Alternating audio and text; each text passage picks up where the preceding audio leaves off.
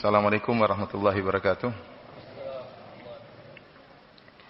Innal hamdalillah nahmaduhu wa nasta'inuhu wa nastaghfiruhu wa natubu ilaih wa na'udzu billahi min syururi anfusina wa sayyiati a'malina may yahdihillahu fala mudilla lahu wa may yudlil fala hadiyalah wa asyhadu an la ilaha illallah wahdahu la syarika lah wa asyhadu anna Muhammadan abduhu wa rasuluhu la nabiyya ba'dah.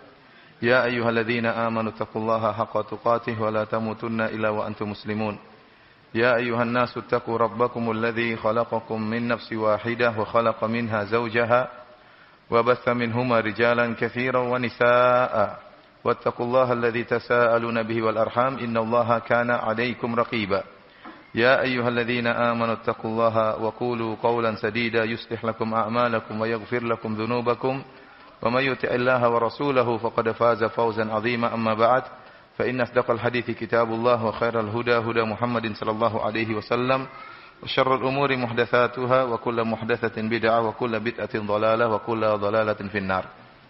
Para hadirin dan hadirat yang dirahmati oleh Allah Subhanahu wa taala. Insyaallah pada kesempatan yang berbahagia ini kita akan membahas tentang sejarah Yahudi, yaitu suatu kaum yang luar biasa, ya, bagaimana pembangkangan mereka terhadap Allah Subhanahu wa taala dan pembangkangan mereka terhadap nabi-nabi mereka, yang kita tahu bahwasanya di akhir-akhir ini kaum Yahudi, ya, begitu getolnya untuk membantai saudara-saudara kita yang ada di Palestina. Namun sungguhnya apa yang mereka lakukan terhadap saudara-saudara kita, pembunuhan terhadap orang tua ataupun anak-anak atau para wanita, ya, tanpa pandang bulu, adalah perkara yang lumrah bagi orang-orang Yahudi. Karena orang Yahudi adalah kaum yang sangat bejat, yang memiliki sifat-sifat yang sangat buruk, yang telah Allah sebutkan buruknya sifat-sifat mereka, pembangkangan mereka dalam Al-Quranul Karim, ya, dalam banyak ayat. Ada satu sifat yang sangat menakjubkan yang mereka miliki, yang menunjukkan bejatnya mereka, yang Allah ulang-ulang sifat tersebut, penyebutan sifat tersebut dalam Al-Quran. Sifat tersebut yaitu mereka hobi membunuh para nabi. Wa qatlahumul anbiya, kata Allah, dan mereka membunuh para nabi. Yaqtuluna anbiya Allah, mereka membunuh nabi-nabi Allah Subhanahu wa taala. Qul falima qataltumuhum, kenapa kalian membunuh nabi-nabi tersebut? Ya. Oleh karenanya para hadirin rahmati Allah Subhanahu wa taala, kalau kita perhatikan, maka sifat mereka ini hobinya membunuh para nabi, padahal nabi-nabi tersebut mereka tahu adalah utusan Allah Subhanahu wa taala, lantas mereka nekat membunuh nabi-nabi tersebut. Ya, bagaimana lagi dengan kaum muslimin? Menakjubkan jika ada nabi yang diutus kepada mereka dan tidak sesuai dengan apa yang mereka kehendaki, mereka bunuh nabi tersebut. Kalau kita diutus kepada suatu kaum, suatu kampung tersebut hobinya bunuh ustadz, gimana kira-kira ya? Susah. Ini kaum hobinya bunuh nabi. Oleh karena disebutkan bagaimana mereka dengan bangga mengaku telah membunuh Nabi Isa. Karena Nabi Isa tatkala diutus kepada mereka tidak sesuai dengan nafsu mereka. Mereka sedang ditindas oleh bangsa Romawi. Kemudian mereka harapkan yang datang adalah seorang nabi yang akan menjadi raja, yang akan membuat mereka unggul di hadapan orang-orang Romawi. Ternyata yang diutus Nabi Isa alaihissalam yang memperbaiki tauhid mereka dan memperbaiki, ya, akhlak mereka. Mereka tidak suka nabi seperti ini, ya. Hanya membicarakan tauhid, kemudian akhlak, tidak mengajak mereka untuk menggulingkan orang-orang Romawi. Tatkala mereka dapati nabinya model begini tidak mereka setujui, maka mereka pun berusaha membunuh Nabi Isa, dan mereka mengatakan inna qatalnal masiha Isa bin Maryam Rasulullah. Sungguh kami telah membunuh Isa bin Maryam utusan Allah Subhanahu wa taala. Namun Allah bantah, Allah mengatakan wa ma qataluhu wa ma salabuhu. Mereka tidak membunuhnya dan mereka tidak menyalib Nabi Isa. Bar rafa'allahu ilaih, akan tapi Allah mengangkat Nabi Isa alaihissalam ke langit. Makanya sifat ini saja sudah cukup bagaimana mereka berani membunuh para nabi-nabi Allah. Ya, mudah bagi mereka, bagaimana lagi dengan hanya sekedar anak-anak yang ada di pada kaum muslimin. Para hadirin rahmati Allah Subhanahu wa taala, orang-orang Yahudi memiliki banyak nama dalam Al-Quran. Allah terkadang menyebut mereka dengan Bani Israel, Allah terkadang menyebut mereka dengan kaum Musa, dan terkadang Allah Subhanahu wa taala menyebut mereka dengan Ahlul Kitab karena mereka beriman dengan Taurat. Dan sering Allah menyebutkan mereka dengan nama Yahud, orang-orang Yahudi. Dan terutama penyebutan dengan nama-nama Yahudi ini sering Allah sebutkan fi ma'radidz dzam, yaitu tatkala Allah mencela mereka dan menyebutkan keburukan-keburukan mereka. Seperti misalnya firman Allah Subhanahu wa taala, wa qalatil yahudu Uzairin ibnullah. Orang-orang Yahudi berkata Uzair adalah anak Allah. Ini tatkala mereka menganggap Uzair anak Allah, maka Allah sebut mereka dengan nama Yahudi. Kemudian contohnya seperti Allah berfirman, wa qalatin nasara wa qalatil yahudu wan nasara nahnu abna'ullah wa ahibba'uh. Berkata orang-orang Yahudi dan Nasrani bahwasanya kami adalah kekasih-kekasih Allah dan anak-anak Allah. Ini tidak Allah bantah mereka. Bahwasanya Allah, kalau mereka adalah kekasih Allah, kenapa Allah mengazab mereka? Kemudian contohnya mereka mengatakan wa qalatil yahudu yadullahi maglulah. Orang-orang Yahudi berkata bahwasanya tangan Allah terbelenggu. Jadi tatkala Allah menyebutkan dengan nama Yahudi dalam sisi pencelaan terhadap mereka. Contohnya lagi Allah berkata, "Qul ya ayyuhalladzina hadu in za'amtum annakum awliya'u lillahi min dunin nas fatamannawul mauta in kuntum shadiqin." Katakanlah wahai orang-orang Yahudi, "Qul ya ayyuhalladzina hadu," wahai orang-orang Yahudi, kalau kalian menyangka bahwasanya kalian adalah wali-wali Allah, adapun selain kalian bukan wali-wali Allah, maka mintalah kematian. Kalau kalian menyangka bahwasanya kalian pasti masuk surga, maka mintalah mati.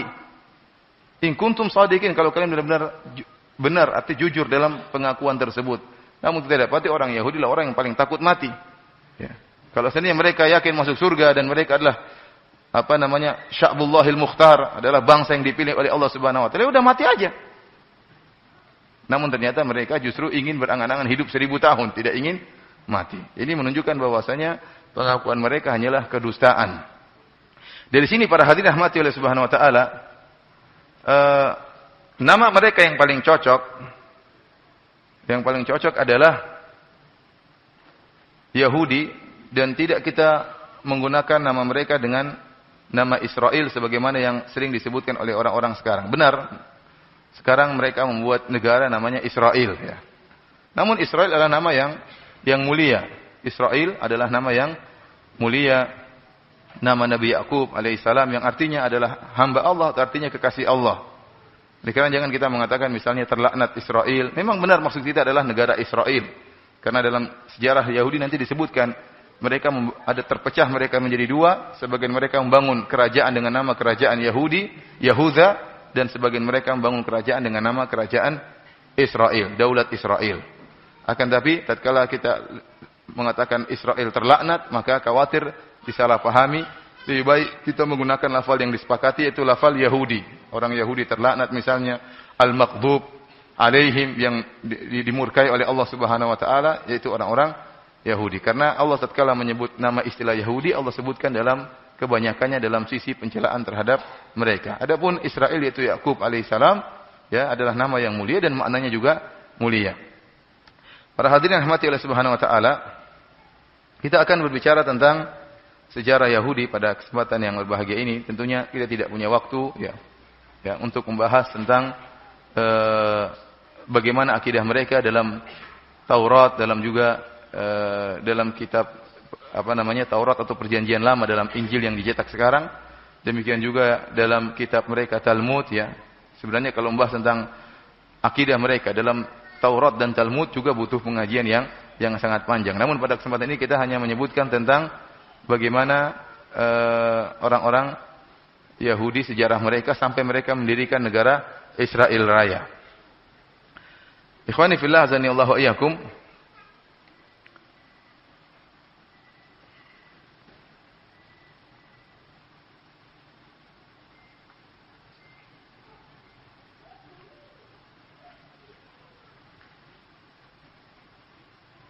Sebentar ya. Ini saya butuh buku dari karangan Syekh Al-Qadah, Tadi baru-baru saja programnya rusak. Enggak bisa dibuka. Mudah-mudahan bisa dibuka sekarang. Sebentar.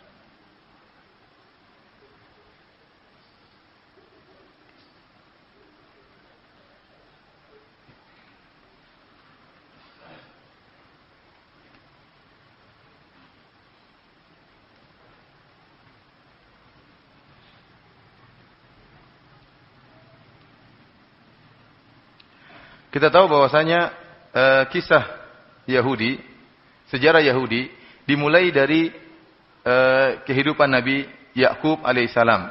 Nabi Yakub alaihissalam yang tadinya tinggal di Palestina dengan istri-istrinya dan dengan 12 anaknya. Dan kita tahu bahwasanya Nabi Yakub alaihissalam dialah yang dikatakan dengan Israel, ya. Dia adalah anak dari Ishak bin Ibrahim. Ibrahim alaihissalam, ya, kita tahu pertama kali menikah dengan Sarah. Menikah dengan Sarah, kemudian menikah bertahun-tahun, akan tapi Ibrahim alaihissalam tidak memiliki anak. Disebutkan dalam hadis tatkala Ibrahim alaihissalam melewati negeri Mesir, tatkala itu bersama istrinya Sarah, dan Sarah adalah wanita yang sangat cantik jelita. Maka tatkala itu Raja Mesir adalah raja yang matanya jelalatan, dia memiliki intel-intel untuk mencari wanita-wanita yang cantik. Maka dia menugaskan intel-intelnya untuk berburu wanita-wanita cantik. Setiap ada wanita cantik lewat, maka ditangkap. Dan Ibrahim tahu istrinya adalah wanita yang cantik jelita, Sarah. Maka lewatlah Nabi Ibrahim bersama Sarah, dan Ibrahim tahu akan hal ini, bahwasanya istrinya akan diambil. Maka dia mengatakan kepada istrinya, kalau mereka bertanya, maka aku akan mengatakan, hadhi ukhti, ini adalah saudariku, ai ukhti fil Islam. Bukan saudara sedarah, seibu, tetapi saudara se-Islam. Karena Ibrahim mengatakan, tidak ada yang beriman kepada Allah kecuali kita berdua, wahai Sarah. Ya. Jadi di zaman itu seluruh manusia musyrik kepada Allah Subhanahu wa taala. Ibrahim dan Sarah, ya, bertauhid kepada Allah Subhanahu wa taala. Karena seandainya kalau Ibrahim mengatakan inilah istriku, maka bisa jadi dia dibunuh, diambil istrinya secara paksa. Namun kalau dikatakan saya adalah saudaranya, dia selamat. Ya. Maka benar, ternyata para intel tersebut datang. Kemudian bertanya, ini siapa? Dia bilang, ini hadi ukhti, saudariku. Maka dibawalah Sarah, pergi menemui sang raja, dibawa ke kamar sang raja, maka Nabi Ibrahim alaihissalam berdoa tatkala itu. Kemudian sang raja pun berusaha untuk mendekati Sarah dan ingin, ya, tentunya menggauli Sarah. Maka tiba-tiba tangan sang raja terbelenggu, tidak bisa bergerak. Maka kemudian dia berkata kepada Sarah, wahai Sarah, berdoalah kepada Tuhanmu agar membuka belenggu kedua tanganku dan aku tidak akan mendekatimu. Maka Sarah pun berdoa kepada Allah Subhanahu wa taala, maka belenggu kedua tangan raja tersebut terlepas. Begitu terlepas, sang raja menyelisih janji. Kenapa? Saking cantiknya Sarah. Maka dia pun ingin mendekati. Maka tangannya terbelenggu lagi lebih keras daripada sebelumnya. Maka dia bilang, Sarah, taubat saya, berdoa kepada Allah supaya terlepaskan belenggu kedua tangan saya dan saya tidak akan mendekatimu lagi. Sarah berdoa kepada Allah Subhanahu wa taala. Begitu kedua tangannya terbelenggu, dia tidak sabar lagi melihat kecantikan Sarah, dia ingin menerkam Sarah. Ternyata terbelenggu lagi ketiga kalinya. Kemudian kali ini terbelenggunya lebih keras lagi daripada sebelumnya. Maka dia mengatakan, wahai Sarah, berdoalah kepada Allah untuk membuka kepada Tuhanmu untuk membuka belenggu kedua tanganku ini, dan ini terakhir, saya tidak akan lagi mendekatimu. Maka Sarah berdoa, maka terbukalah belenggu kedua tangan sang raja. Kemudian sang raja memanggil anak buahnya, kemudian mengatakan, kalian tidak mendatangkan kepadaku seorang wanita, tetapi kalian telah mendatangkan kepadaku setan perempuan. Maka kemudian Sarah pun dilepas, dan sang raja memberi hadiah kepada Sarah Hajar. Hajar adalah pembantu siapa? Pembantu Sarah. Rupanya para hadirin rahmati Allah Subhanahu wa taala, setelah itu Nabi Ibrahim pun hidup bersama Sarah, bersama istrinya Sarah dan pembantunya Hajar. Namun bertahun-tahun tidak juga punya anak. Sarah pun kasihan melihat Ibrahim, suaminya ini menghendaki punya anak, enggak punya anak. Akhirnya dia izinkan Nabi Ibrahim untuk menikahi pembantunya. Siapa? Hajar. Ya. Jadi Sarah mengizinkan suaminya untuk berpoligami, ya tidak? Ketawa semua. Akhirnya setelah itu menikah dengan Hajar. Hajar punya anak, siapa? Ismail. Tatkala punya anak Ismail, kemudian Sarah pun cemburu, akhirnya Nabi Ibrahim alaihissalam membawa Hajar bersama putranya Ismail ke Mekah, diletakkan di Wadin Ghairi Dzi Zar'in inda Baitikal Muharram, sebuah lembah yang tidak ada tanamannya sama sekali, dekat Ka'bah, dekat tempat akan dibangunnya Ka'bah. Kemudian akhirnya tidak lama kemudian Sarah pun punya anak. Siapa namanya? Ishak.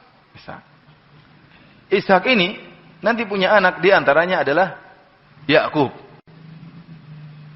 Yakub alaihissalam, dia yang disebut dengan Israel. Kemudian Yakub ini juga akhirnya punya 4 orang wanita. Dari 4 orang wanita ini dia memiliki 12 anak.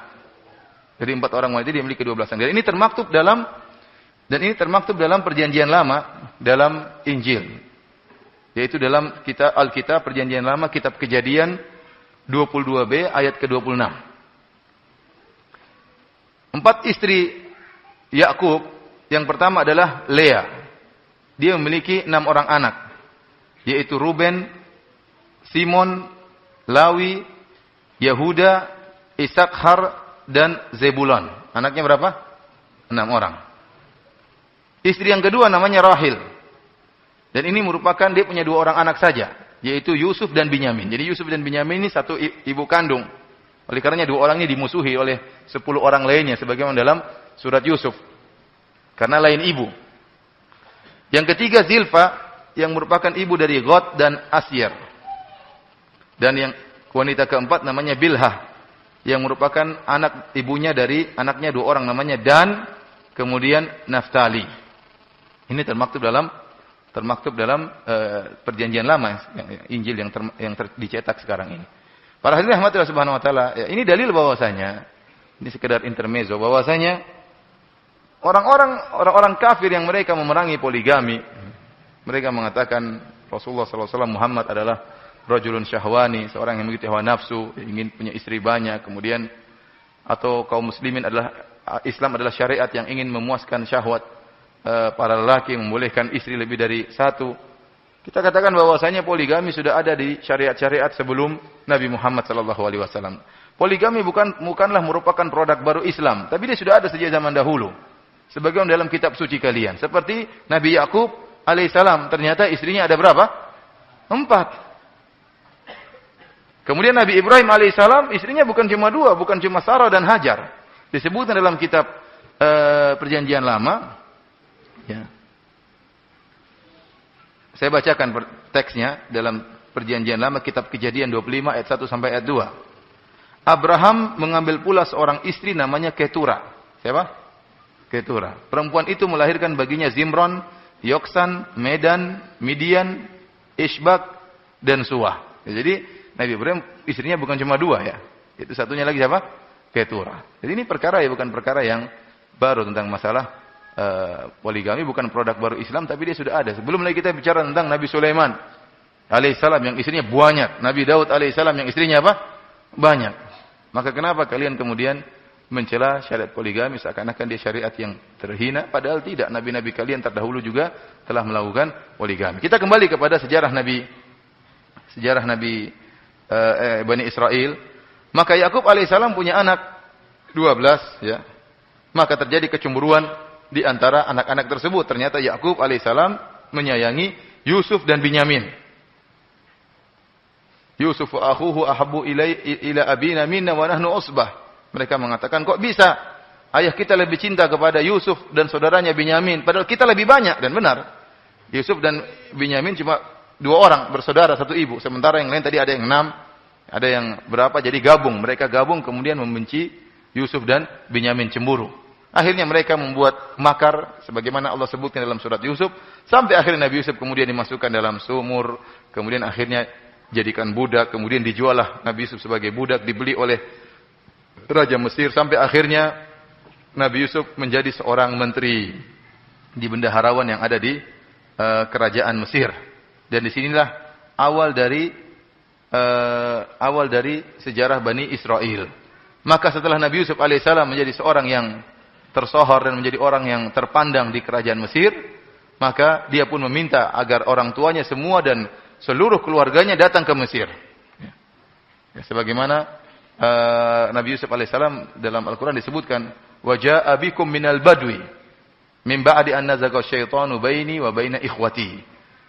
Ya, dan Allah telah mendatangkan kalian dari kehidupan badui. Jadi Nabi Yakub dan anak-anaknya 12 serta istri-istrinya, keluarganya, mereka tinggal di Palestina dengan kehidupan badiah, yaitu kehidupan bercocok tanam dan mengurusi kambing-kambing, ya, hewan-hewan ternak. Kemudian mereka pindah ke Mesir, yang kita tatkala itu kehidupan Mesir peradabannya lebih tinggi daripada peradaban Palestina. Kerajaan, kemudian kehidupan mewah, kehidupan perkotaan, maka mereka pun tinggal di Mesir. Disinilah mulai sejarah Bani Israel. Jadi Bani Israel artinya anak-anak Israel. Anak-anaknya Israel. Bahasa Arab Banu artinya anak-anak. Israel yaitu Yakub alaihissalam. Berarti Bani Israel 12 itulah yang disebut dengan Bani Israel. Seluruh orang-orang Yahudi keturunan dari 12 orang ini. Jadi suku Yahudi cuma berapa? 12. Ini suku utama mereka. 12 dari 12 bersaudara ini. Ada keturunan Nabi Yusuf, ada keturunan Binyamin, ada keturunan Yahuda, ada keturunan semuanya. Ya, 12 anak, maka itulah asal muasal keturunan Yahudi. Kemudian para hadirin yang dirahmati oleh Subhanahu wa taala, mereka pun hidup dengan menyenangkan tatkala Nabi Yusuf alaihissalam masih hidup. Namun akhirnya kemudian Nabi Yusuf meninggal dunia. Dan kita tahu bahwasanya Aqbat, orang-orang Mesir tatkala itu orang-orang yang musyrikin. Bukan orang-orang bertauhid. Ya, bukan orang-orang yang bertauhid. Ya. Mereka mengingkari tauhid.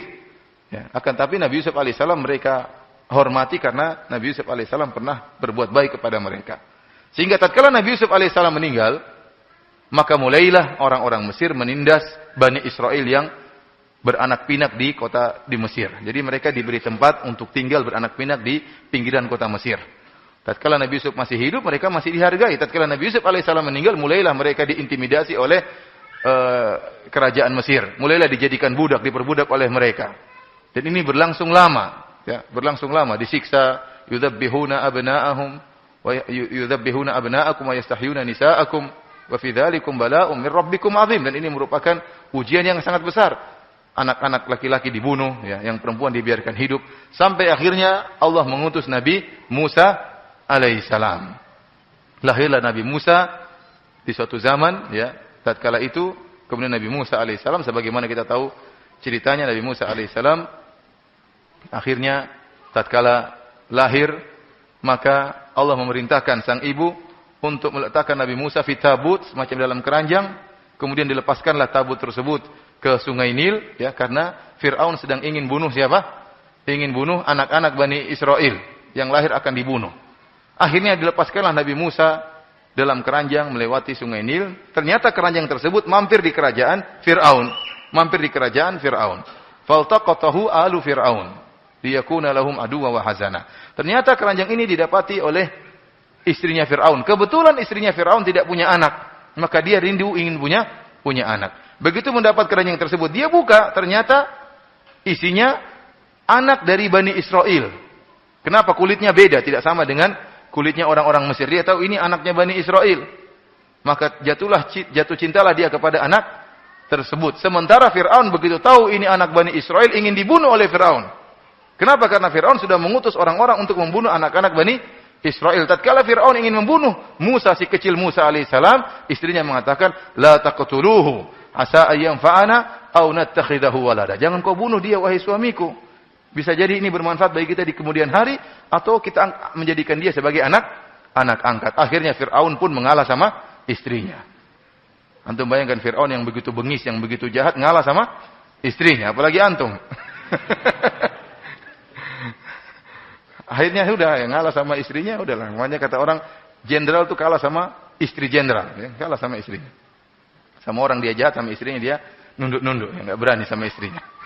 Oleh karena para hadirin rahmatillah subhanahu wa ta'ala, akhirnya Nabi Musa pun dipelihara di kerajaan Mesir sebagai anak angkat dengan kondisi terpandang. Ya, sebagaimana disebutkan tatkala Nabi Musa si kecil, kemudian Fir'aun beri perhatian terhadap Nabi Musa. Maka dipanggillah orang-orang untuk menyusui Nabi Musa, ibu-ibu negeri untuk menyusui Nabi Musa.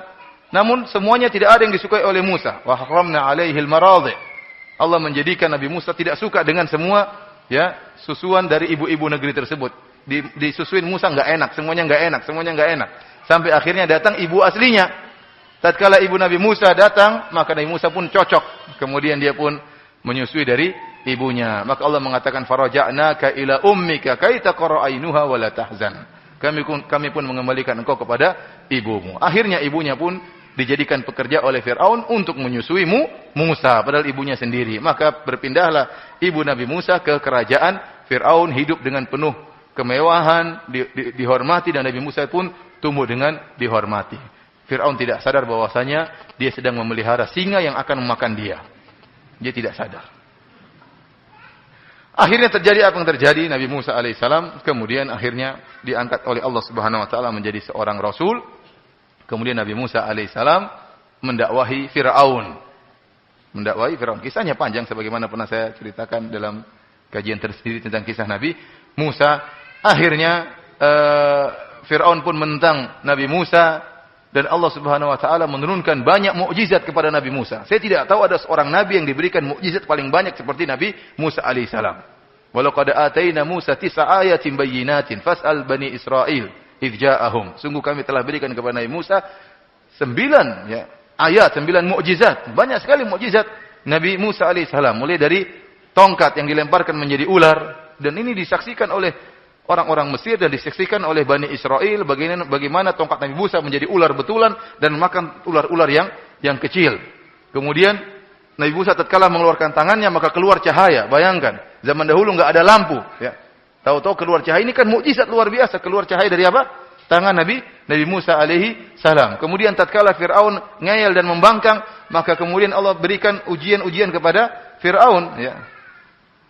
Tufan, diberikan angin tofan tersebut masuk ke negeri Mesir, menghancurkan sawah ladang orang-orang Mesir, sementara sawah ladang Bani Israel selamat semuanya. Ini kan mukjizat yang dilihat.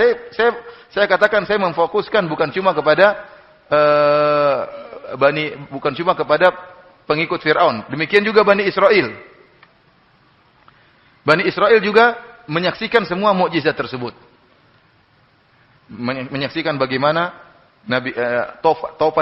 angin tofan dikirimkan oleh Allah Subhanahu wa taala menghantam ladang-ladangnya orang-orang Mesir, sementara ladangnya Bani Israel selamat. Kemudian apa? Wal jarat. Kemudian Allah kirimkan juga belalang memakan tanaman-tanaman orang-orang Mesir, sementara tanaman Bani Israel selamat. Ini menakjubkan, mukjizat. Wal kummal wad dhafadi. Kemudian Allah kirimkan kutu-kutu mengganggu mereka, orang-orang Bani Israel selamat. Kemudian Allah kirimkan kodok-kodok, banyak sekali kodok. Sampai disebut oleh tafsir bahwasanya kodok tersebut berhamburan di tempat-tempatnya orang Mesir. Sampai orang Mesir tidak berani buka mulut. Kalau mereka mangap gini, langsung kodoknya masuk. Jadi mereka enggak berani. Mereka bilang, Musa tolong nih, hilangkan kodok-kodok ini. Mereka ngeyel. Allah berikan air, darah. Sungai mereka yang mengalir di bagian Bani Israel jadi darah, sementara di kaum Firaun jadi darah, sementara di Bani Israel tetap air segar. Ini semua mukjizat yang dilihat oleh Firaun dan juga dilihat oleh Bani Israel. Intinya Firaun tetap tidak beriman kepada Nabi Musa dengan kesombongannya, maka Firaun ingin membunuh Nabi Musa dan ingin membunuh kaumnya, maka Allah Subhanahu wa taala memerintahkan Nabi Musa untuk membawa kabur Bani Israel. An asri bi ibadi fadrib lahum tariqan fil bahri yabasa la takhafu daraka wa la takhsha. Maka Nabi Musa pun keluar di malam hari bersama Bani Israel. Di malam hari keluar meninggalkan kota Mesir yang di situ ada orang tua, ada anak-anak, ada wanita. Kenapa? Karena ingin dikejar oleh Firaun.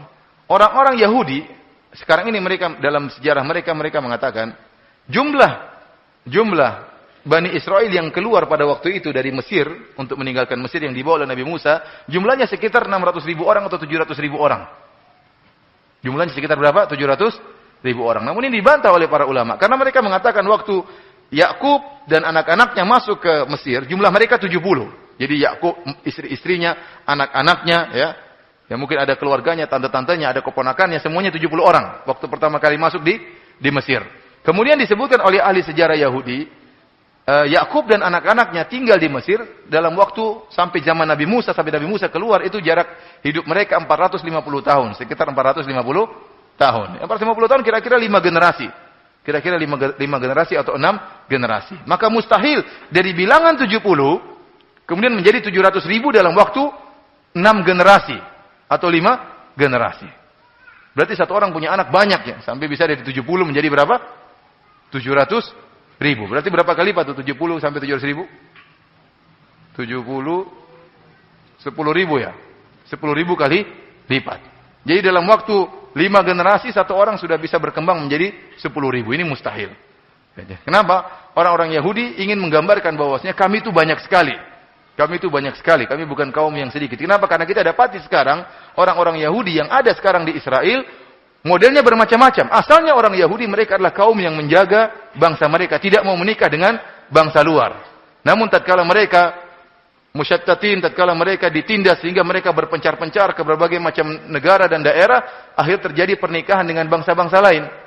Ya, Yahudi lelaki menikah wanita dari yang lain, kemudian wanita Yahudi dinikahi oleh apa? Lelaki dari bangsa lain, sehingga akhirnya muncullah Yahudi model baru. Ada yang pirang, ada yang hitam, ada yang negro, ada yang sipit, ada yang ini. Ya, Yahudi sekarang berbagai macam modelnya. Sehingga kesucian unsur, kemurnian unsur Yahudi sekarang ya masih diragukan oleh para ulama kaum muslimin, diragukan. Namun mereka ingin mengesankan semua yang untuk membela mereka tidak jadi masalah. Yang penting entah bapaknya Yahudi, ibunya Yahudi, yang penting masuk dalam kerajaan kita. Dan mereka mengatakan kita asalnya banyak. Ya di mana-mana ada Yahudi. Namun yang benar, tatkala mereka keluar dari Mesir tidak mungkin sampai 700 ribu orang, dan itu jumlah yang sangat banyak di zaman tersebut. Jumlah yang sangat banyak di zaman tersebut. Bagaimana belum lagi ada anak-anak dan orang tua. Bagaimana kemudian mereka bisa berjalan dalam waktu yang cepat, dan ini perkara yang sulit dibayangkan.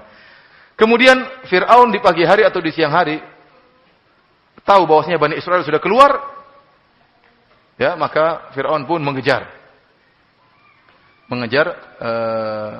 Musa dan pengikutnya. Kedapatannya di mana? Di Laut Merah. Kedapatannya di Lautan Merah. Tatkala kedua kelompok saling melihat, yang Allah Subhanahu wa taala sebutkan dalam Al-Qur'an dalam surat Asy-Syu'ara. Kata Allah Subhanahu wa taala, "Falamma tara al-jam'ani qala ashabu Musa inna lamudrakun." Tatkala dua kelompok sudah saling melihat, kelompoknya Fir'aun dan kelompoknya Musa sudah saling melihat, maka tatkala itu mulai muncul ngeyel pertamanya Bani Israel. Bani Israel ini kelompok yang paling ngeyel, bangsa yang paling ngeyel. Nanti akan kita sebutkan. Padahal Nabi Musa mukjizatnya sangat banyak. Namun mereka selalu ragu dengan Nabi Musa, selalu ngeyel. Di antara bentuk ngeyelan pertama, begitu saling melihat antara kelompok Fir'aun dengan kelompok Nabi Musa, qala ashabu Musa, maka berkatalah para pengikut Nabi Musa, inna lamudrakun, kita bakalan ketangkap wahai Musa. Kenapa di hadapan mereka ada Laut Merah, sementara di belakang mereka ada pasukan Fir'aun? Mau lari kemana kita? Para ulama menyebutkan mereka mengejek Nabi Musa. Mana Musa? Katanya Tuhanmu akan menyelamatkan kita. Sekarang mau kemana? Innalah mudrakun, kita bakalan ketangkap. Jadi mereka mengucapkan kalimat tersebut dengan kondisi mengejek Nabi Musa alaihissalam. Maka Nabi Musa membantah, kata Nabi Musa, "Kalla inna ma'iya rabbi sayahdin." Sekali-sekali tidak. Mereka tidak akan menangkap kita karena bersamaku Rabbku, dan dia akan beri petunjuk kepadaku. Akhirnya Nabi Musa alaihissalam diperintahkan oleh Allah untuk memukulkan tongkatnya ke Laut Merah. Dan ini dilihat oleh Bani Israel. Ini saya ingin sampaikan bahwasanya Bani Israel melihat mukjizat yang luar biasa yang ada pada Nabi Musa alaihissalam. Maka Nabi Musa pun memukulkan tongkatnya. Begitu dipukulkan tongkatnya, maka laut pun terbuka. Fanfalaqa fakana kullu firqin kataudil azim. Maka terbelahlah lautan tersebut, dan masing-masing dari belahan lautan tersebut seperti gunung yang tinggi. Jadi airnya bukan lari lurus, tapi air tetap mengalir ke arah atas. Jadi air tetap apa? Mengalir seperti gunung yang menjulang tinggi. Jadi Allah tidak menghentikan lautan tersebut, tapi lautan tersebut mengalir, tapi arahnya kemana? Ke atas. Bahkan disebutkan oleh ahli tafsir seperti Ibnu Katsir rahimahullah, maka yang terbuka bukan cuma yang seperti di film, cuma begini. Tapi 12 bukaan. 12 apa? 12 bukaan. Jadi 12 jalan. Jadi laut terbelah dengan 12, ada air satu, jadi airnya begini-begini. Jadi seperti ada lorong-lorong, ada 12 lorong. Kemudian juga kata Ibnu Katsir rahimahullah, 12 lorong tersebut, dan air yang menghalangi lorong satu dengan lorong yang lainnya seperti syubak, apa namanya bahasa Indonesia ini? Seperti ada bolong-bolongnya, apa namanya? Syubak apa bahasa Indonesia? Iya, jendela, tapi seperti jaring-jaring itu, ada apa? lubang-lubangnya. Jadi air tersebut ada lubang-lubangnya sehingga mereka bisa saling melihat. Antara satu suku dengan suku yang lainnya bisa saling melihat sehingga mereka bisa tenang, oh saudara kita tidak meninggal, jangan-jangan sudah tewas yang lainnya, kita saja yang selamat. Jadi Allah membuat lautan tersebut terbelah seperti ada lorong-lorong dan ada bolongan-bolongannya sehingga mereka bisa saling melihat. Ini menakjubkan luar biasa, ajaib luar biasa ini. Ini tidak pernah dialami oleh nabi-nabi sebelumnya dan nabi-nabi sesudahnya. Kemudian apa? Allah menjadikan tanah tersebut yabasa, kering tiba-tiba. Yang seharusnya kan namanya kalau kita jalan di pantai, ya, lembek dan kaki kita sering kecoblos ya ke dalam pantai tersebut. Tapi tidak, Allah menjadikan tanah tersebut langsung kering sehingga mudah untuk dipijak oleh Bani Israel. Ini semua dilihat oleh Bani Israel. Maka kemudian mereka pun akhirnya berhasil melewati Laut Merah. Tatkala sudah ini juga dilihat oleh Fir'aun dan pengikutnya juga ngelihat, Musa hebat sekali laut ini, kan mereka juga lihat ya. Ini gimana ini? Laut terbelah kemudian jadi 12 lorong masuk semua. Begitu sampai di ujung, Nabi Musa ingin memukulkan tongkatnya ke lautan supaya laut kembali lagi. Allah tegur. Kata Allah, "Watrukil bahra rahwan innahum jundum mughraqun." Biarin air, jangan dipukul, biarin aja, mereka akan tenggelam. Allah punya skenario sendiri, Allah punya rencana. Dan benar, jadi lautan masih tetap terbuka, enggak tertutup. Tatkala itu Fir'aun dan bala tentaranya bingung, masuk atau tidak ini. Bingung. Akhirnya Fir'aun bilang, "Masuk!" Kata mereka, "Kamu dulu, kamu kan Tuhan di luar." Intinya, ahli tafsir, sebagian ahli tafsir mengatakan demikian. Jadi terjadi dialog antara Fir'aun dengan apa? Bala tentaranya. Akhirnya Fir'aun tajallada, dia pun, gimana lagi, harus jalan. Saat itu dia keangkuhan, dia kan angkuh, dia tidak ingin rendah di hadapan apa? Di hadapan kaumnya. Kalau dia mundur, kamu bukan Tuhan, berarti selama ini bisa dibunuh sama kaumnya. Akhirnya dia tajallada, kata Ibnu Katsir, dia pun pede, kemudian dia nekat. Padahal dia tahu dia bakalan mampus. Tapi keangkuhan itu mahal. Maka dia pun jalan, masuk ke dalam. Begitu masuk dalam lautan, ternyata betul, lautan tidak tertutup. Maka dia menipu kaumnya, dia mengatakan, "Lihat, lautan tunduk kepadaku." Wah, benar ini. Akhirnya dia masuk, semuanya ikut masuk. Begitu sampai dalam, dipukullah tongkat Nabi Musa ke lautan tersebut. Maka terbunuhlah mereka semua. Tewaslah mereka semua, tidak seorang pun yang tersisa. Lihat, ini sekarang Bani Israel, orang-orang Yahudi melihat bagaimana istilah kita saktinya Nabi Musa alaihissalam. Bagaimana itu tongkatnya begitu sakti luar biasa. Setelah mereka selamat, disebutkan oleh Ibnu Katsir dan para ahli tafsir yang lain, timbullah ngayal berikutnya. Ini Bani Israel ini isinya ngayal doang. Ini bilang, "Ya Musa, jangan-jangan Fir'aun belum mati." Jangan-jangan Fir'aun belum mati. Ya.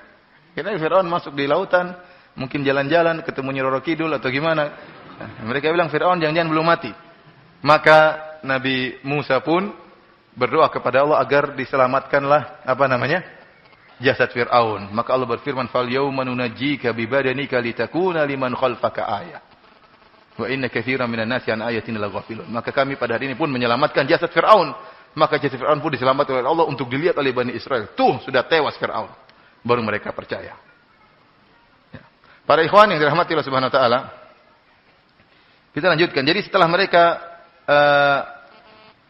lolos dari kejaran Fir'aun, apa yang mereka lakukan orang-orang Yahudi? Allah berfirman, "Wajawazna bi bani Israil al-bahr." Kami telah menyelamatkan mereka untuk melewati lautan. Fa'atau ala qaumin yaqufuna ala asnamin lahum. Tiba-tiba mereka bertemu dengan suatu kaum, ya, suatu kaum yang mereka sedang iktikaf, sedang ukuf, sedang melazimi berhala-berhala. Jadi kaum ini lagi beribadah di berhala-berhala mereka. Apa kata kaum Musa? Qalu ya Musa ja'alana ilahan kama lahum alihah. Ya Musa, bikinkan kita dong Tuhan seperti mereka juga punya Tuhan. Subhanallah. Ini Allah baru saja menyelamatkan kalian. Sampai Musa mengatakan, "Qala aghairallahi abghikum ilahan wa huwa faddalakum 'alal alamin." Kalian ingin cari Tuhan yang lain selain Allah Subhanahu wa taala, padahal Allah yang telah memuliakan kalian di atas bangsa-bangsa yang lain. Jadi saya heran bagaimana luar biasanya keras kepalanya Bani Israel dan membangkangnya. Baru saja mereka melihat mukjizat yang begitu banyak, tongkat Nabi Musa jadi ular, keluar cahaya. Bagaimana taupan, kemudian Allah turunkan bagaimana jarat, belalang, dan kodok dan macam-macamnya. Baru saja mereka melihat lautan terbelah dengan begitu menakjubkannya. Baru saja Allah nampakkan jasad Fir'aun. Mereka bilang, cari Tuhan yang lain ya Musa. Ini kan luar biasa, ngeyelnya orang-orang Bani Israel. Para ulama menyebutkan, kenapa Bani Israel begitu bobrok akidah mereka dan begitu bejat akhlak mereka?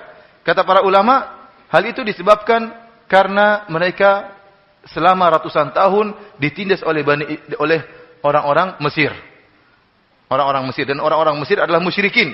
Mereka adalah kaum musyrikin. Sehingga interaksi antara seorang Muslim dengan seorang musyrik pasti memberi pengaruh. Terutama orang musyriknya sebagai penguasa. Terutama musyriknya menjadi apa? Penguasa. Sementara yang Muslim adalah anak buah. Sehingga mereka sering melihat bagaimana orang-orang Mesir beribadah kepada berhala-berhala mereka. Bagaimana ritual-ritual ibadah mereka. Sehingga bukan hanya akhlak mereka yang ngaco, jadi keras kepala. Tetapi akidah mereka juga rusak. Akidah mereka juga rusak. Sehingga kita lihat sendiri dalam ayat tersebut, tatkala baru saja mereka selamat, mereka sudah minta Tuhan yang baru. Yang ini kemudian Nabi Musa pun marah. Para hadirin rahmati oleh Subhanahu wa taala. Setelah itu Nabi Musa membawa mereka menuju ke Baitul Maqdis. Jadi Nabi Musa membawa Bani Israel untuk menuju ke mana? Ke Baitul Maqdis, yaitu Palestina, untuk hidup kembali di kampung nenek moyang mereka, Yakub alaihi salam. Akhirnya Allah sebutkan bagaimana perintah Nabi Musa kepada kaumnya untuk masuk di Baitul Maqdis. Sampailah mereka ke Baitul Maqdis. Tinggal masuk. Namun yang jadi masalah dalam Baitul Maqdis tersebut ada orang-orang yang kuat. Ada bangsa-bangsa lain. Bangsa-bangsa yang kuat. Kemudian gagah perkasa. Maka Nabi Musa memerintahkan mereka, Bani Israel, untuk berjihad melawan bangsa-bangsa tersebut. Kata Allah Subhanahu wa taala, "Wa idz qala Musa liqaumihi ya qaumi dzkuru ni'matallahi 'alaikum." Tatkala Musa berkata kaumnya, "Wahai kaumku, ingatlah nikmat-nikmat Allah yang Allah berikan kepada kalian. Idz ja'ala fikum anbiya." Tatkala Allah menjadikan bagi kalian nabi-nabi. "Wa ja'alakum muluka wa ataakum ma lam yu'ti ahadan minal alamin." Dan Allah menjadikan kalian adalah muluka, maksud di sini adalah bukan raja-raja, tapi adalah orang-orang yang memiliki istri, memiliki pembantu, ya. Allah berikan nikmat kepada mereka, ya. Jadi dalam perjalanan nanti setelah mereka melalui perjalanan, tidak langsung sampai ke Baitul Maqdis, ya. Mereka tinggal suatu tempat, menetap, kemudian berhenti, melanjutkan perjalanan sampai menuju ke Baitul Maqdis, ya. Allah sebutkan nikmat-nikmat yang Allah berikan kepada mereka. Wa ataakum ma lam yu'ti ahada minal alamin. Dan Allah telah memberikan kepada kalian yang Allah tidak berikan kepada siapapun. Sebelum Nabi Musa memerintahkan mereka untuk berjihad, Nabi Musa suruh mereka ingat tentang kenikmatan yang Allah berikan kepada mereka. Bukankah kalian dahulu ditindas oleh Bani Israel, oleh Mesir? Bukankah kalian dulu diperbudak oleh Mesir? Bukankah Allah telah menyelamatkan kalian? Bukankah Allah telah membela kalian? Sekarang ada tugas. Ya qaumi dukhulul ardhal muqaddasata allati kataballahu lakum. Wahai kaumku, masuklah kalian kepada Baitul Maqdis, Palestina, yang telah Allah catat bagi kalian. Wala tartaddu ala adbarikum fatanqalibu khasirin. Dan ingat, jangan kalian mundur, maka kalian akan mundur dalam keadaan merugi. Ini sekarang perintah jihad. Namun apa kata kaumnya, Bani Israel? Qalu ya Musa inna fiha qauman jabbarin. Kata mereka, wahai Musa, dalam kota tersebut ada orang-orang yang kasar, orang-orang yang hebat. Wa inna lan nadkhulaha hatta yakhruju minha. Kami tidak bakalan masuk sampai mereka keluar. Jadi mereka disuruh masuk berperang, mereka mengatakan enggak. Ya Musa, sudah, kita tunggu aja sampai mereka keluar dulu. Ya kapan mau keluar? Memang mereka penduduk di situ, kapan mau keluarnya? Jadi mereka ngaco. Jadi ngomongnya kita enggak akan masuk, tunggu mereka keluar dulu. Ya sekarang ini kita mau mengeluarkan mereka. Oh enggak, duduk aja, tunggu sampai mereka keluar sendiri, ya. Kapan mau keluar sementara mereka penduduk tempat tersebut? Fa iyakhruju minha fa inna dakhilun. Kalau mereka sudah keluar baru kita masuk. Qala rajulani minal ladzina yakhafuna an amallahu alaihim adkhulu alaihimul bab. Maka ada dua orang di antara mereka yang menasihati. Yang disebut oleh para ulama, mereka berdua itu adalah, salah satunya adalah Yusha bin Nun. Satunya Kalib bin siapa saya lupa, tapi satunya Yusha bin Nun. Dua orang ini menasihati Bani Israel, ya masuk. Kalau kalian sudah masuk, pasti menang. Yang penting bertawakal kepada Allah Subhanahu wa taala. Fa idza dakhaltumuhu fa innakum ghalibun. Kalau kalian masuk, maka kalian akan menang. Wa 'alallahi fatawakkalu. Namun hendaknya kalian bertawakal in kuntum mu'minin, jika kalian beriman kepada Allah Subhanahu wa taala. Apa jawaban mereka? Qalu ya Musa, inna lan nadkhulaha abadan ma damu fiha. Ya Musa, kita tidak bakalan masuk selamanya sementara mereka masih di situ. Orang-orang hebat itu masih di situ, orang-orang besar itu masih di situ, kita enggak bakalan masuk. Fadhhab anta wa rabbuka faqatila inna hahuna qa'idun. Kalau kau ingin perang, kau saja sama Allah pergi perang, kita nunggu di sini. Ini luar biasa, kurang ajarnya apa namanya? Bani Israel, ya.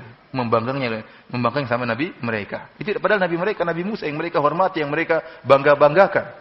Namun mereka kurang ajar sama Nabi Musa. Kalau mau perang sudah kau sama Allah, kita nunggu di sini. Cukup.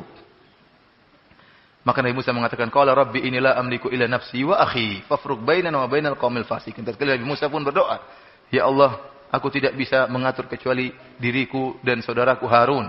Maka pisahkanlah aku, ya, kami dari kaum yang fasik. Maka Allah mengatakan, qala fa innaha muharramatun alaihim arba'ina sanatan yatihuna fil ard fala ta'sa 'alal qaumil fasiqin. Maka Allah mengatakan sungguhnya Baitul Maqdis menjadi haram bagi mereka. Selama 40 tahun kemudian mereka tersesat di atas muka bumi, ya, dan mereka tidak bisa keluar dari kesesatan tersebut. Jadi Allah membuat mereka berputar-putar. Mereka di suatu tempat berusaha untuk keluar tapi kayaknya muter-muter di situ aja. Mereka ingin ke Baitul Maqdis enggak bisa sampai. Allah hukum mereka karena mereka tidak mau berjihad. Para hadirin dan hadirat yang dirahmati Allah Subhanahu wa taala, Ibnu Katsir menyebutkan banyak ahlu tafsir yang menyebutkan tentang kisah siapa Jabarin tersebut. Yang benar mereka adalah orang-orang biasa, manusia-manusia biasa dari bangsa-bangsa yang lain selain bangsa Bani Israel. Adapun perkataan sebagian orang bahwasanya yang ada dalam tersebutlah orang-orang raksasa, ya. Orang-orang raksasa, di antaranya ada namanya Uq bin Nuk atau Auj bin Nuk gitu, namanya aneh, ya. Seorang raksasa yang ada di dalam Baitul Maqdis di kampung tersebut yang tingginya 3.333 sepertiga hasta. Tingginya berapa? 3.333 sepertiga hasta. Kalau satu hasta itu kira-kira setengah meter, ini satu hasta. Berarti kalau 3.300 kira-kira tingginya 2 kilo lah. Tingginya berapa? 2 kilometer. Sehingga ini yang membuat Bani Israel tidak mau masuk. Katanya gimana kita mau perang raksasa besar kayak gitu. Nah ini semua dongeng, tidak benar. Ada yang mengatakan akhirnya Nabi Musa berjalan dengan beberapa sahabat yang masuk ke Baitul Maqdis. Rupanya ada penduduk Baitul Maqdis raksasa tadi. Dia tangkap, ini ya ditangkap semua itu. Kayak anak ayam, masukkan kantongnya. Terus jalan ke rajanya, ini siapa enggak tahu nih. Dilihat, ternyata pengikut Nabi Musa. Ini semua dongeng, tidak benar. Disebutkan bahwanya Auj bin Nuk ini, Auj bin Nuk yang tadi 3.333 sepertiga hasta ini atau 2 km tingginya, ini raksasa yang luar biasa. Kalau dia lapar, maka dia masukkan tangannya ke lautan. Kemudian dia ambil ikan hiu atau ikan paus, kemudian dia masak di matahari gini. Setelah masak dia makan. Ini dongeng, film kartun. Kemudian Nabi Musa bagaimana cara bunuh ini? Jadi, kalau sebagian ulama mengatakan Nabi Musa akhirnya masuk dalam Baitul Maqdis sendirian, bawa tongkatnya. Ternyata musuhnya terlalu tinggi. Siapa? Auj bin Nuk tadi terlalu tinggi, 2 km. Bagaimana cara berkelahi? Sementara Nabi Musa cuma sampai di kakinya bagian bawah. Sementara mata kaki Auj bin Nuk tidak sampai sama, bagaimana memukul siapa kalau begitu? Akhirnya katanya Nabi Musa pun megang tongkatnya, kemudian dia loncat. Ya, lompat tinggi, akhirnya dia pukul mata kaki tadi. Akhirnya jatuhlah raksasa tadi, tewas. Tapi ini saya bilang tadi film kartun, tidak benar. Ini dibantah oleh Ibnu Katsir rahimahullahu taala karena berita-berita seperti riwayat-riwayat ini bertentangan dengan hadis-hadis yang sahih. Di antara hadis-hadis yang sahih bahwasanya manusia tertinggi adalah Nabi Adam alaihissalam. Situna dzira'an, tingginya adalah 60 hasta. Walam yazidil khalqu yang kusu hatal an. Kata Nabi SAW, Allah menciptakan Nabi Adam dengan tinggi 60 hasta dan senantiasa manusia semakin mengecil sampai sekarang. Ya. Adapun Auj bin Nuk yang 3.000 hasta ini tidak benar menyelisih hadis yang sahih. Jadi intinya Allah alam besok Nabi Musa tidak jadi masuk. Maka dia pun bersama-sama kaumnya tersesat dalam masa tersesat sehingga tidak tahu bagaimana mereka bisa keluar. Dalam masa di mana mereka tersesat tersebut terjadi banyak mukjizat yang Allah sebutkan dalam Al-Quran. Oleh karena para hadirin rahmati Allah Subhanahu wa taala, di antara hikmah kenapa dalam dalam Al-Quran yang kalau kita baca setelah surat Al-Fatihah, maka surat pertama setelah Al-Fatihah adalah surat Al-Baqarah. Dan dalam surat Al-Fatihah sendiri sudah disebutkan tentang Yahudi. Al-Maghdub alaihim. Siapa adalah orang Yahudi? Ijma' ahli tafsir yang dimaksud dengan Al-Maghdub alaihim yang kita baca dalam surat Al-Fatihah adalah orang-orang Yahudi. Untuk mengingatkan kepada kita bahwasanya Yahudi ini bangsa yang sangat berbahaya. Dimurkai oleh Allah Subhanahu wa taala. Kemudian setelah kita masuk surat Al-Baqarah, maka Allah sebutkan tentang dua musuh yang sangat berbahaya, yaitu orang-orang munafik dan orang-orang Yahudi. Allah pertama bercerita tentang surat orang-orang munafik di awal surat Al-Baqarah. Setelah itu Allah sebutkan tentang kisah Bani Israel orang-orang Yahudi. Jadi ini dua musuh yang sangat berbahaya. Orang-orang munafik yang mereka KTP-nya Islam, namun tidak suka dengan syariat Islam. Dan yang paling pantas kita katakan orang-orang munafik zaman sekarang orang-orang liberal. Orang liberal ini paling pas dikatakan orang-orang munafik, ya. Ya, akhi sampai mengatakan kawin sejenis boleh. Bagaimana kawin sejenis boleh? Homoseksual boleh. Aneh seperti ini. Namun dengan pedenya dia mengatakan boleh nikah sejenis. Yang berfatwa perempuan lagi. Subhanallah. Ini sebenarnya mereka benci dengan syariat Islam. Ya, Allah mengharamkan homoseksual, Allah menurunkan azab kepada kaum Lut. Kemudian dia dengan pedenya mengatakan kawin sejenis boleh. Orang sebenarnya tidak akan taubat, ya. Kalau Allah tidak beri rahmat kepada dia, mungkin dia baru taubat kalau suaminya ternyata suka laki-laki lain. Baru, suami saya suka laki-laki lain. Atau putrinya ingin nikah sama putri wanita lain. Atau anak laki-lakinya ternyata bencong kemudian ingin dinikahi sama laki-laki lain. Ya, ini mungkin baru dia sadar. Ya. Subhanallah, saya katakan bahwasanya orang-orang munafik yang cocok zaman sekarang adalah orang-orang liberal. Kemudian kelompok kedua orang Yahudi, Allah sebutkan dalam surat Al-Baqarah bagaimana ngeyelnya mereka, bagaimana sifat-sifat mereka. Untuk mengingatkan kepada kita bahwasanya dua kelompok ini sangat berbahaya. Dan kita tahu dalam hadis-hadis yang sahih bahwasanya musuh kita terakhir nanti menjelang hari kiamat adalah orang-orang Yahudi. Orang-orang Yahudi. Peperangan yang terjadi di akhir zaman bukan antara umat Islam dengan selain Yahudi, bukan dengan agama-agama lain. Tetapi peperangan terjadi di akhir zaman adalah umat Islam dengan Yahudi. Ini yang menunjukkan bahwasanya mereka akan ada terus sampai hari kiamat. Dan mereka akan terus menyusun kekuatan untuk membunuhi kaum muslimin. Dan terjadi perang terakhir adalah Yahudi dengan kaum muslimin. Dan mereka adalah pengikut Dajjal. Para hadirin dan hadirat yang dirahmati oleh Allah Subhanahu wa taala, tatkala Bani Israel dalam masa tersesat tersebut terjadi banyak kejadian, terjadi banyak mukjizat. Di antaranya mereka mengatakan, wahai Musa, kami kehausan. Mintalah air kepada Allah Subhanahu wa taala. Maka Nabi Musa berdoa, dikabulkan. Kata Allah Subhanahu wa taala, "Wa idh istasqa Musa liqaumihi faqulna idrib bi asaqal hajar, fanfajarat minhu 12 ayna." Tatkala Musa mengatakan tatkala Musa meminta minum, kemudian Allah merintahkan untuk memukulkan tongkatnya ke batu, maka keluarlah 12 mata air. Allah menjadikan 12 mata air, kenapa mereka 12 suku? Kalau seandainya cuma satu mata air, maka mereka akan berkelahi rebut-rebutan. Mereka kepala batu. Oleh karena supaya mereka tidak berkelahi, dibuatkanlah 12 mata air. Kata Allah, qad alima kullu unasim masyrabahum. Masing-masing sudah tahu di mana mata airnya. Kulu washrabu min rizqillahi wa la ta'thaw fil ardi mufsidin. Makanlah dan minumlah kalian dari rezeki Allah dan janganlah kalian berbuat kerusakan di atas muka bumi.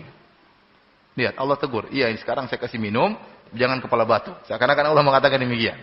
Kulu washrabu min rizqillahi wa la ta'thaw fil ardi mufsidin. Seakan-akan Allah mengatakan, makanlah dan minumlah kalian, ingat jangan kepala batu. Namun ternyata mereka mengatakan, ya Musa sekarang kita lapar, ingin makanan. Tadi minta minum, sekarang minta apa? Makan. Nabi Musa nabi yang baik, berdoa kepada Allah, ya Allah berikanlah makanan kepada mereka. Maka kata Allah, wa nazzalna 'alaikumul manna wassalwa. Maka diturunkanlah makanan al-man wassalwa. Adapun al-man, kata Ibnu Abbas radhiyallahu ta'ala anhuma, kanal mannu yanzilu 'alaihim 'alal asjar. Jadi makanan tersebut turun langsung dari langit. Bayangkan, ini mukjizat atau bukan? Mukjizat. Makanan tersebut langsung dari langit sampai di atas pohon, tinggal mereka ambil dari pohon tersebut. Turunlah makanan-makanan dari langit menuju tergait di pohon-pohon, tinggal diambil. Kemudian wassalwa ta'irun yushbihu bisammani kanu ya'kuluna minhu. Adapun salwa semacam dari langit semacam burung tertentu yang mereka makan dari burung tersebut. Akhirnya mereka makan mana wassalwa, makanan yang lezat. Bagaimana tidak lezat? Yang turunkan langsung Allah Subhanahu wa taala. Kemudian para hadirin yang dirahmati oleh Allah Subhanahu wa taala,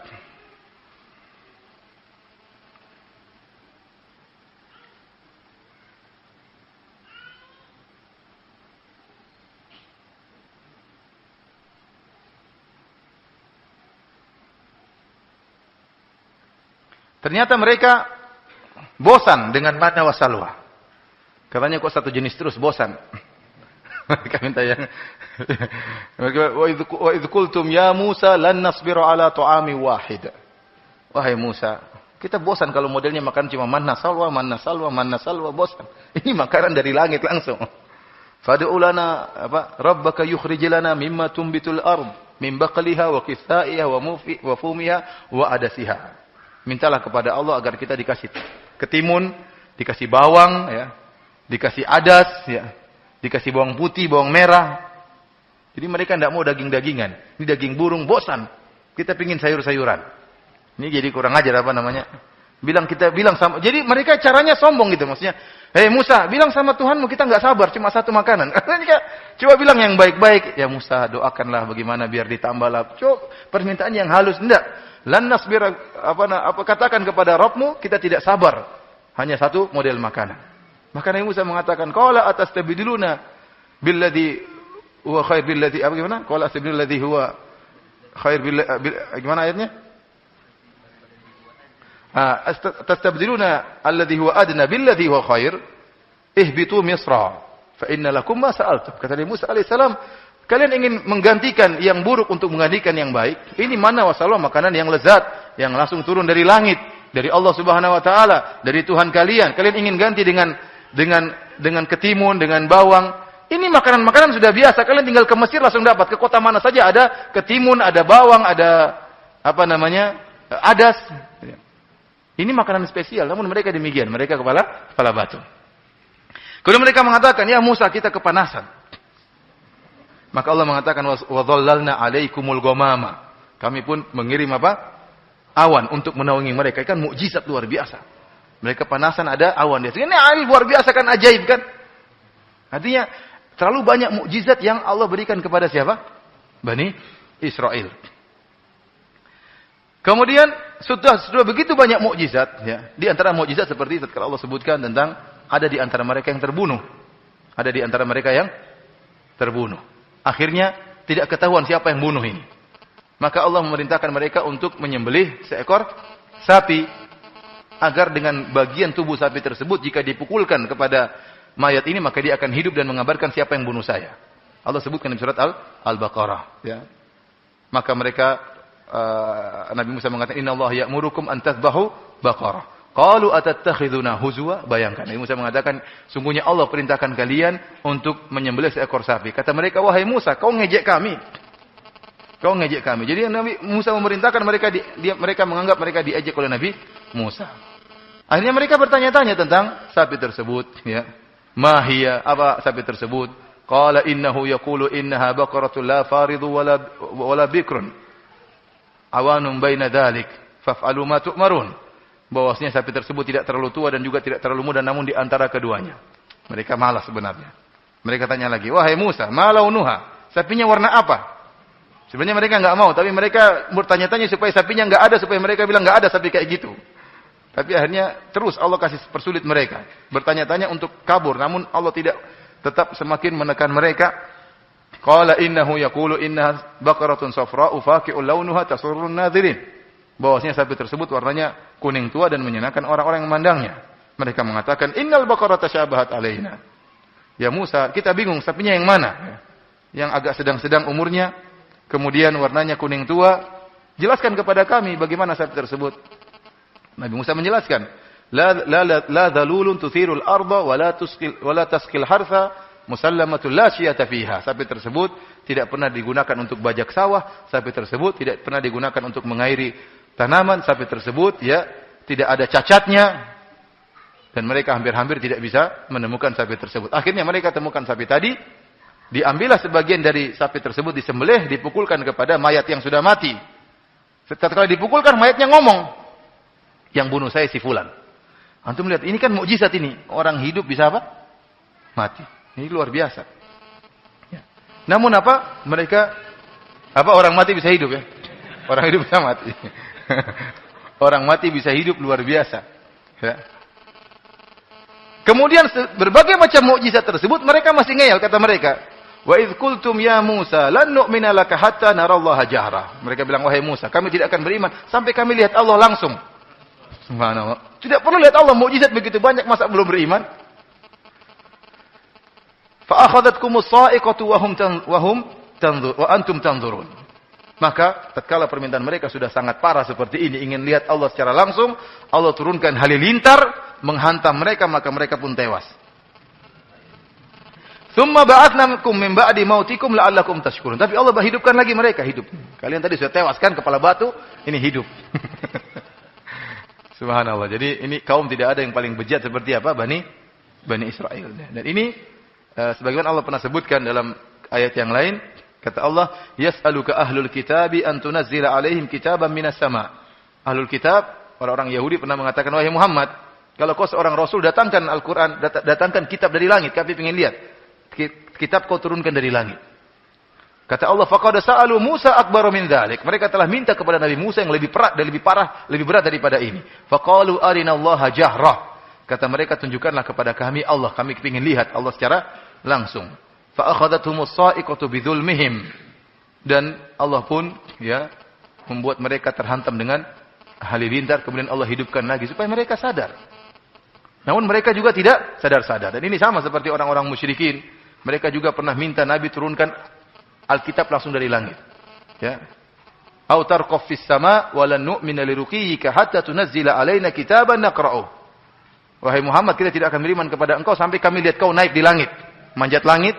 Setelah manjat langit, kemudian apa? Bawa kitab, kemudian bawa turun, kemudian baca. Itu baru kita beriman. Jadi mereka mempersyaratkan persyaratan yang aneh-aneh supaya mereka beriman. Sebagaimana ahlul kitab ingin kalau kita mau beriman, ingin lihat Allah langsung. Tapi Allah matikan mereka, kemudian Allah hidupkan mereka supaya mereka sadar. Rupanya mereka tidak sadar-sadar juga. Nabi Musa dipanggil oleh Allah Subhanahu wa taala untuk menerima Taurat. Berangkatlah Nabi Musa, kemudian Nabi Musa meninggalkan Nabi Harun untuk mengawasi mereka. Akhirnya mereka membuat patung sapi untuk disembah. Nabi Musa pergi, ternyata jiwa kesyirikan masih ada karena terlalu lama bergaul dengan Mesir. Bangsa Mesir yang musyrikin. Maka mereka buat patung sapi, kemudian mereka beribadah di patung sapi tersebut. Datang Nabi Harun menegur mereka. Ya qaumi innama futintum bih wa inna rabbakumur rahman fattabi'uni wa ati'u amri. Kata Harun, wahai kaumku, sungguhnya kalian sedang terfitnah. Rabb kalian adalah Allah Subhanahu wa taala. Ikutilah aku dan taatlah kepada aku. Mereka ngeyel. Mereka mengatakan, qalu lan nabraha alaihi akifina hatta yarji'a ilaina Musa. Oh, kita terus akan bersini beribadah sama sapi ini sampai Musa datang langsung. Kalau kamu ndaklah. Makanya waktu Nabi Musa marah kepada Nabi Harun, setelah itu Nabi Musa akan datang. Nabi Musa datang, kemudian Nabi Musa melihat ternyata mereka sedang menyembah sapi, padahal Nabi Musa lagi mengambil perintah Allah, baru ditinggal sebentar sudah menyembah sapi. Sampai Nabi Musa pun marah melemparkan alwah, ya. Padahal di situ ada firman Allah, dilemparkan saking marahnya Nabi Musa alaihissalam.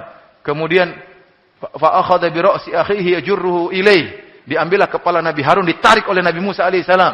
Nabi Harun mengatakan, la ta'khudh bi lihyati wala bi ra'si. Jadi Musa itu, Harun, ngapain aja kamu? Kalau kita gambarkan itu seperti dia jurruhu ilaih. Jadi dipegang kepalanya sama jenggotnya saking Nabi Musa marah sama mereka berbuat apa?